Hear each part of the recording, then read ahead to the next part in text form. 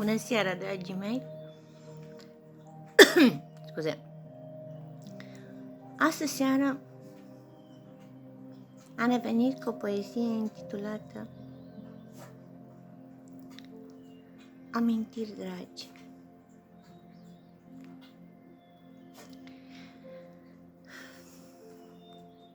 Amintiri dragi mă năpădesc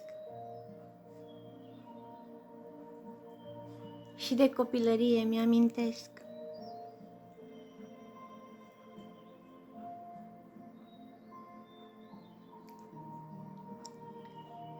Îmi amintesc de tot ce mi-a fost drag. Măicuța mea cea dragă mă aștepta în prag. De sărbători era o ferie. Erau doar zâmbete și multă bucurie.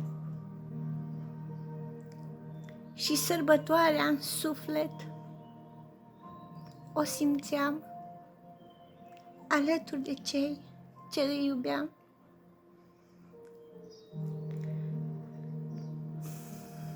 Și casa plină de zgomot, mirosul de mâncare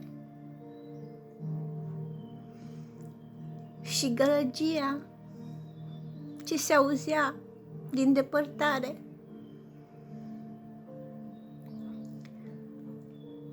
Nu aveam device-uri și câteodată nu aveam mâncare. Dar eram toți. Era atâta desfătare.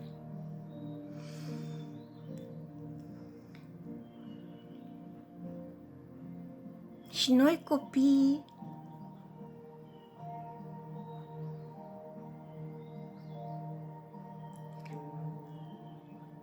ne jucam pe afară. Ce bine ar fi de-ar fi ca atunci, odinioară, să simți copilăria, să simți și bucuria, să auzi pe uliță doar zgomot și râsă de copii, să simți în suflet că acasă tu revii.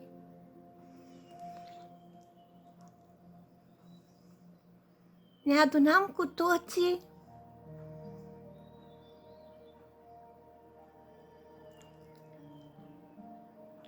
lângă al sobei foc și cărți jucam cu toții la un loc.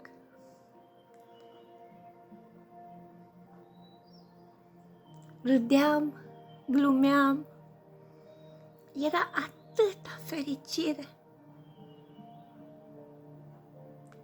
Acum e doar pustiu,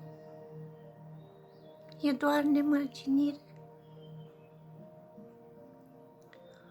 O lume a tehnologiei, o lume fără copilărie și niciodată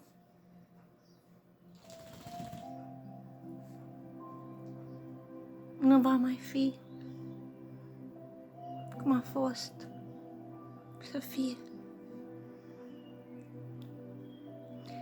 Dar amintirile care mă năpădesc îmi sunt mereu în suflet, atât eu le iubesc.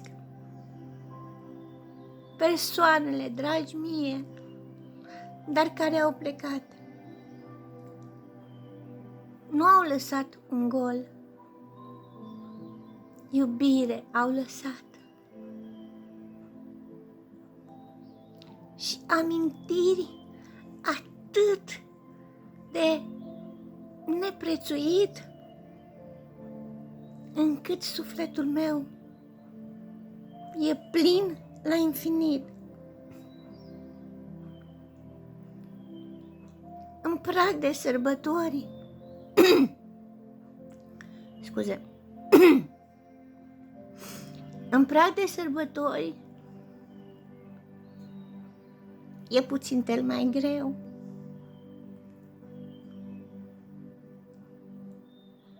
Căci acum sunt doar eu și fiul meu. Dar avem amintirea și avem iubirea,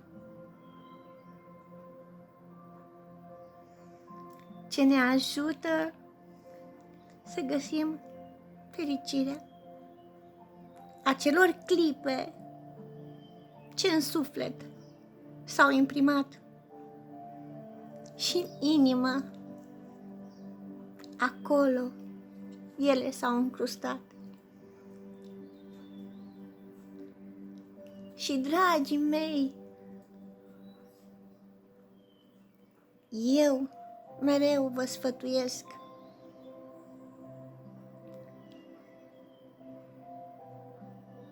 persoanelor ce vă iubesc, le fiți alături cu zâmbet și iubire, să vă rămână o dragă amintire. Cu mult drag, Cris, și poezia iubirii. Dragii mei, ce să vă spun, astăzi, stând de vorbă cu nepoții mei dragi, am depănat amintiri și nu ne mai puteam opri prin povestit. Amintiri din copilărie. Amintiri atât de dragi nouă. Amintirile sărbătorilor împreună. Amintirile jocurilor împreună. Amintiri ce nu vor pieri niciodată. Vor pleca doar odată cu noi.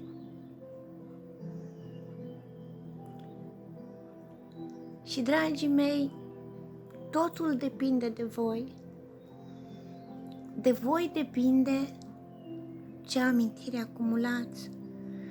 De voi depinde câtă iubire dăruiți. Pentru că tot așa de multă iubire o să primiți. De voi depinde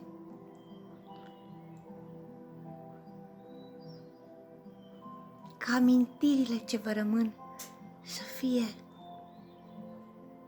o hrană pentru sufletul vostru.